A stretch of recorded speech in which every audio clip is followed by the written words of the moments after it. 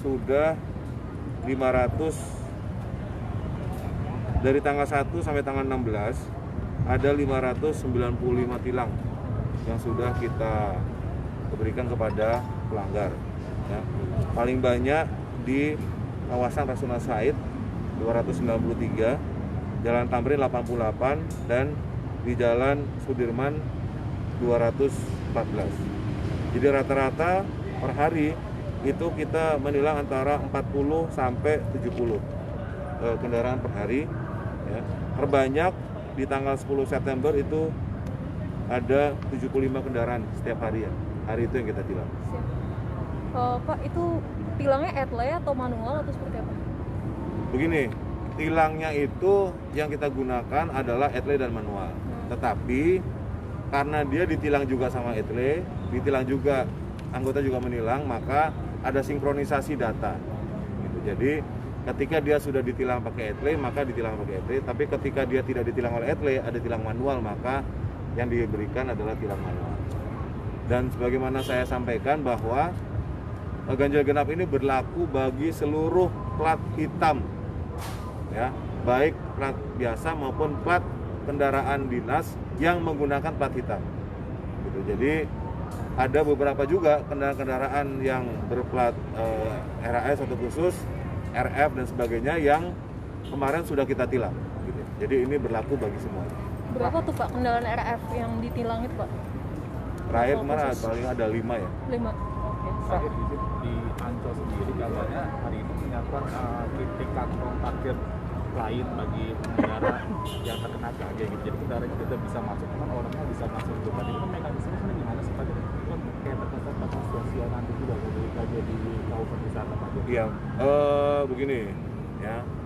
Nanti kita akan, makanya nih hari ini kan masih namanya juga hari pertama ya. Tentu ada trial and error. Ya, namanya kita akan lihat bagaimana sistemnya. Sebetulnya kan yang penting situasi di dalam kawasannya itu yang tidak terjadi kerumunan. Gitu. Jadi kesehatan tetap bisa berjalan, faktor ekonomi, tempat wisata itu juga masih tetap bisa hidup, ya. Sehingga kemudian kita harus mengambil langkah-langkah yang memang efektif untuk bisa mempertahankan protokol kesehatan, tetapi juga tidak mematikan industri wisata yang sekarang sudah pelan-pelan sudah mulai tumbuh. Ada terkait plat putih hitam informasinya akan dibayar 60.000 itu seperti apa? Plat putih hitam. Nah, terkait dengan plat baru berdasar putih dengan tulisan hitam, itu sampai sekarang masih belum ada petunjuk apapun dari Mabes Polri atau dari Korlantas, ya. Jadi kami sendiri juga belum ada persiapan saat ini sementara di 2 lokasi wisata, yaitu di Ancol dan Taman Mini. Kemudian untuk pengaturannya, yang kita jaga akses ganjil genapnya itu adalah yang menjelang gerbang masuk. Jadi contoh misalnya kalau di Ancol itu di gerbang barat sebelum masuk ke gerbang Ancolnya, maupun di gerbang timur itu yang putaran yang keluaran tol yang mau ke arah GRJ Kemayoran. Nah itu yang kita batasi. Kemudian Taman Mini kita batasi bukan dari Taman Mini Square itu bukan, tetapi jalan itu tetap biasa, hanya ketika masuk ke area Taman Mini itulah yang kemudian kita laksanakan pemeriksaan ganjil genap. Dan ini akan berlaku seterusnya, dan ini bertujuan untuk menjaga, mengurangi kerumunan khususnya di tempat-tempat wisata. Tentu kebijakan ini tidak berdiri sendiri, tetapi kebijakan ini juga dibarengi dengan peningkatan protokol kesehatan di tempat wisata itu sendiri. Seperti misalnya kapasitasnya yang dibatasi hanya 25%. Kemudian juga akses masuknya itu harus menggunakan aplikasi Peduli Lindungi.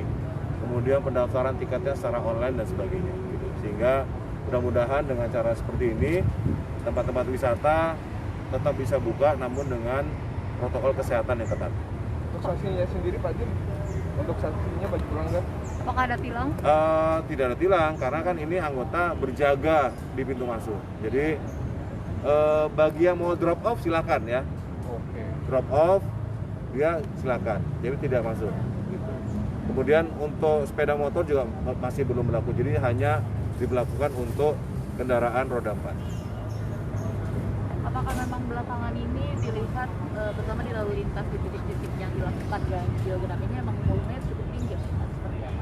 Kalau ganjil genap di 3 kawasan, Jalan Sudirman, Tamrin, dan Rasuna Said memang saya pikir alhamdulillah cukup efektif ya. Artinya di tengah pelonggaran-pelonggaran, penurunan level, kemudian beberapa lokasi-lokasi maupun tempat termasuk juga berbagai bidang yang sekarang sudah mulai buka. Namun kita lihat mulai dari jam 6 pagi sampai jam 8 malam situasi arus lalu lintas di Jalan Sudirman Tamrin dan Rasuna Said sampai saat ini masih terus terjadi. Ya.